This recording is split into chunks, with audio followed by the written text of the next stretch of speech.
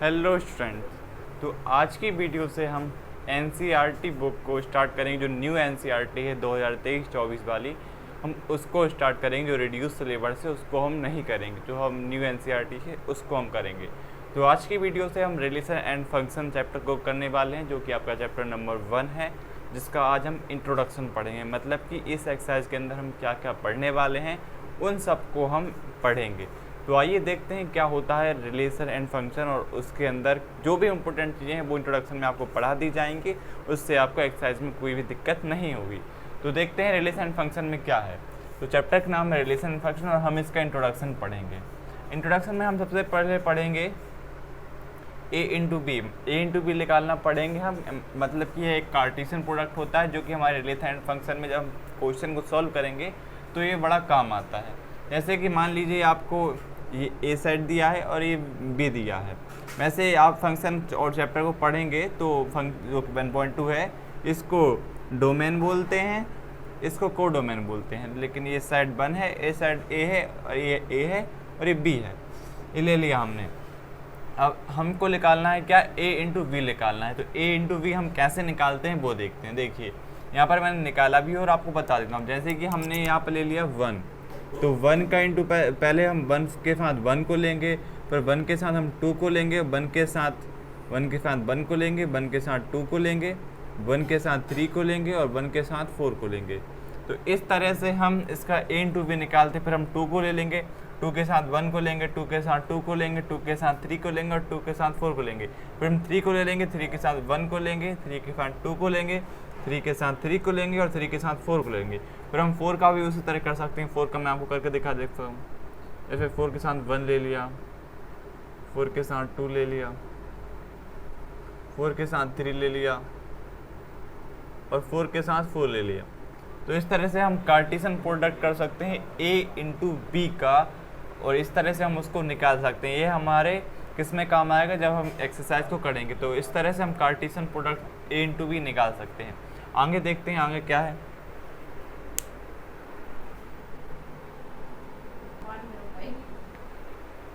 हाँ, तो अब हम देखते हैं टाइप ऑफ रिलेशन के बारे में। पहले हमने देख लिया कार्टेशियन प्रोडक्ट, अब देखते हैं हम टाइप ऑफ रिलेशन। तो सबसे पहला टाइप ऑफ रिलेशन में है, टाइप ऑफ रिलेशन में एम्प्टी रिलेशन। एम्प्टी रिलेशन को हम 5 से डिनोट भी करते हैं, इसको हम 5 कहते हैं। 0 को हम बीच में से काट देते हैं, उसको हम 5 कहते हैं। तो एम्प्टी रिलेशन को हम 5 से डिनोट करते हैं। और एम्प्टी रिलेशन क्या होती है देखते हैं। When set A and set B is not belongs to relation, then it is called empty relation। मतलब कि हमारे पास सेट ए और सेट बी दिया हो और वह हमारे रिलेशन के साथ सेटिस्फाइड ना हो, बिलोंग ना करें, तब वह हमारा एम्प्टी रिलेशन कहलाता। समझ में आया नहीं आया होगा। ए इंटू बी मैंने निकाल लिया है। यदि आपके पास सेट ए और सेट बी दिया होगा, आपको पता है आप एम्प्टी रिलेशन से ए इंटू बी कैसे निकालेंगे, तो वह मैंने एग्जाम्पल के लिए निकाल के रखा है। और मेरी रिलेशन में देख के रखा है x, y is equal to x square. मतलब कि y हमारे इक्वल है किसके, एक्स स्क्वायर के। यदि हम y की वैल्यू लेते हैं तो वह इज इक्वल टू हो गया हमारे एक्स स्क्वायर के। लेकिन जब हम रिलेशन को देखते हैं तो ये देखिए, ऐसे 1, मैं ले लेता हूँ, तो 1 इज इक्वल टू यहाँ पर 1 का स्क्वायर। तो ये तो इक्वल आ गया, मतलब कि रिलेशन की पहली बात सेटिस्फाइड हो गई, पहला वाला। और 1 का ले लिया मैंने, 4 का स्क्वायर किया, तो 4 का स्क्वायर कितना होता है 16। अब ये नॉट इज इक्वल टू, तो यहीं पर ही हमारा जो रिलेशन है वो सेटिस्फाइड नहीं हो रहा है हमारे ए इंटू बी। मतलब जो सेट ए और सेट बी से मैंने जो कार्टेशियन प्रोडक्ट से निकाला था, वह हमारे रिलेशन से बिलोंग नहीं कर रहा है।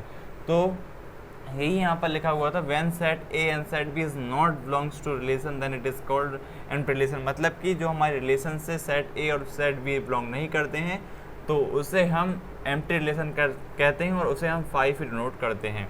जो हमारे रिलेशन को सेटिस्फाइड जब set A and set B नहीं करते हैं, तो उसको हम एम्प्टी रिलेशन कहते हैं। अब देखते हैं नेक्स्ट टाइप को।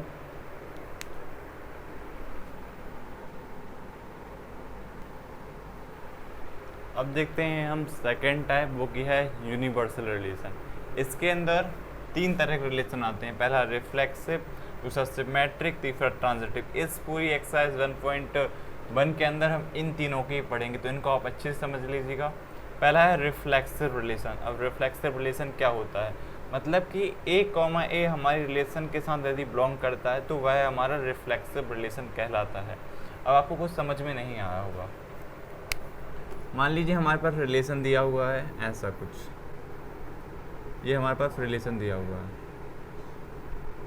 रिलेशन में हमारे पास ये सेट ए और सेट बी से जो निकाले गए हैं बोल दिए हुए हैं।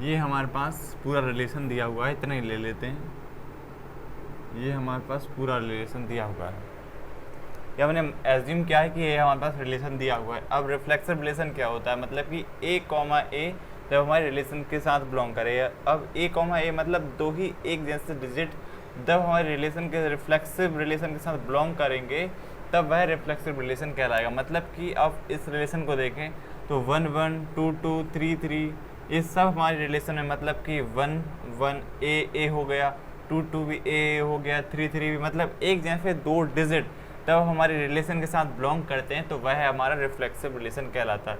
तो यहाँ पर मैं लिख सकता हूँ हमारा 1 भी रिलेशन के साथ बिलोंग कर रहा है, 2 भी है, 3 भी है, ये सब हमारे रिलेशन के साथ बिलोंग कर रहे हैं तो ये हमारा रिफ्लेक्सिव रिलेशन होगा।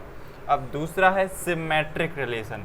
सिमेट्रिक रिलेशन में क्या होता है, यदि हमारा ए कॉमा वी रिलेशन के साथ बिलोंग करता है तो V comma A B relation के साथ बिलोंग करना चाहिए। अब यहाँ पर ए और बी मतलब दो अलग अलग डिजिट की बात हो रही, यदि वो ए और बी बिलोंग कर रहे हैं तो उनका उल्टा बी ए भी उसी रिलेशन में होना चाहिए जब वह हमारी सिमेट्रिक रिलेशन कहलाएगी। तो यहाँ पर यदि हम देखें तो मैं ले लूँ 1 और 2, यदि हमारे रिलेशन के साथ बिलोंग कर रहे हैं देन क्या होना चाहिए, 2 और 1 भी हमारे रिलेशन में होने चाहिए, उनका उल्टा। तो यह भी हमारे रिलेशन में हैं, 1 2 भी है और 2 1 भी है। तो ये भी क्या हो गया हमारा सिमेट्रिक, मतलब कि यदि ए कॉमा वी है तो वी कॉमा ए भी हमारे रिलेशन के साथ होना चाहिए। तीसरा है ट्रांजिटिव रिलेशन। ट्रांजिटिव रिलेशन में यदि ए कॉमा बी हमारे रिलेशन में है और वी कॉमा सी हमारे रिलेशन में है तो ए सी भी हमारे रिलेशन में होना चाहिए। यहाँ पर अब 3 डिजिट के बारे में बात की जाएगी। देखिए जैसे कि यदि हमारे रिलेशन में 1 और 3 है, ये हमारे रिलेशन के साथ बिलोंग कर रहा है, और यदि हमारे रिलेशन में मान लीजिए 3 और 2 भी है, तब हमारे रिलेशन में क्या होना चाहिए, 1 और 2 भी होना चाहिए। 1 और 2 भी हमारे रिलेशन के साथ बिलोंग करने चाहिए, तभी हमारा ये ट्रांजिटिव रिलेशन होगा। और इसमें 1,3 भी है, 3,2 भी है और 1,2 भी है, तो ये हमारा ट्रांजिटिव रिलेशन हो जाएगा। तो आप यदि ए की बात करें रिफ्लेक्शन रिलेशन में तो आप इसको याद कर लीजिए, यदि ए हमारे रिलेशन में है तो वह हमारा रिफ्लेक्सिव रिलेशन होगा। और सिमेट्रिक रिलेशन में की बात करें तो यदि ए बी हमारे रिलेशन में है तो वी ए भी हमारे रिलेशन में होना चाहिए, मतलब कि उल्टा। और ट्रांजिटिव रिलेशन में यदि ए वी हमारे रिलेशन में है और वी सी हमारे रिलेशन में है तो ए सी भी हमारे रिलेशन में होना चाहिए। जैसे कि 1,3 हमारे रिलेशन में था तो 3,2 हमारे रिलेशन में, तो हमारे रिलेशन में 1 और 2 भी होना चाहिए और वह हमारे रिलेशन में है। तो इस तरह से रिफ्लेक्सिव, सिमेट्रिक और ट्रांजिटिव जो कि यूनिवर्सल रिलेशन के हमारे 3 टाइप होते हैं, तो वह कुछ इस तरह से। अब हम एक्सरसाइज स्टार्ट करेंगे और यही तीनों चीज़ें उस एक्सरसाइज में है। पूरे जो 14-15 सवाल हैं उनमें यही क्वेश्चन आएंगे इनसे ही रिलेटेड। तो आइए देखते हैं पहला क्वेश्चन क्या है।